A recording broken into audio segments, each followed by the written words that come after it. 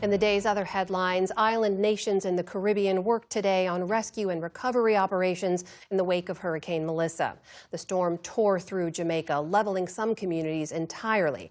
It also left a trail of destruction in Cuba and in Haiti. At least 30 people are reported dead so far. William Brangham has more.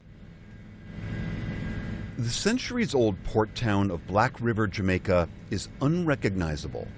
All along the southwestern coast, house after house with roofs ripped off.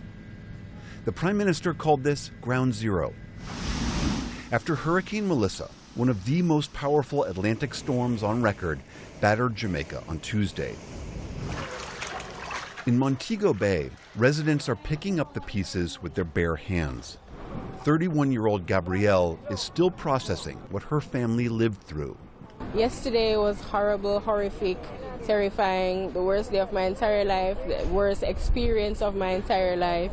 The wind, the rain, it permanently damaged my childhood home. All my trees that my dad planted, all of them are gone. We have no light, we have no water, and we have limited amount of food items.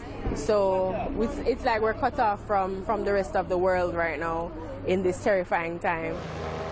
Aid has been slow to trickle in, and the vast majority of the island still has no power. Jamaica's transportation minister said restoring communication is a top priority. There are people who still have not been able to make contact with their families, their loved ones, their friends, and road access is still impossible. So you can imagine deep, deep sense of worry that is widespread across Jamaica. What we saw was the impossibility to access the most affected areas. Olga Isaza of UNICEF Jamaica spoke to us from the capital, Kingston. UNICEF estimates more than 280,000 children across the island require humanitarian assistance.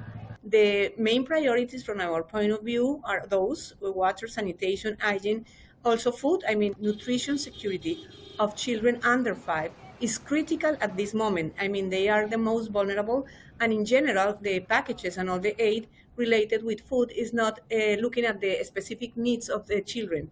Communities across the Caribbean are still reeling from Melissa's wrath. In Haiti, floodwaters turned violent. Authorities say more than 20 people were killed, many of them young children.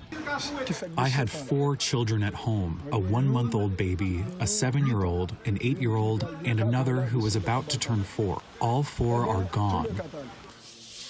No deaths were reported in Cuba, but its Santiago province suffered extensive damage, including this basilica in the small town of El Cobre.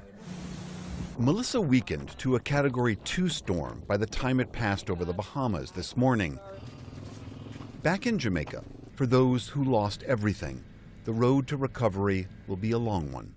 I try to be strong with them, but deep inside I'm crying. I'm really, really crying. But I just hide it. We will survive. We will survive. We will survive. For the PBS News Hour, I'm William Brangham.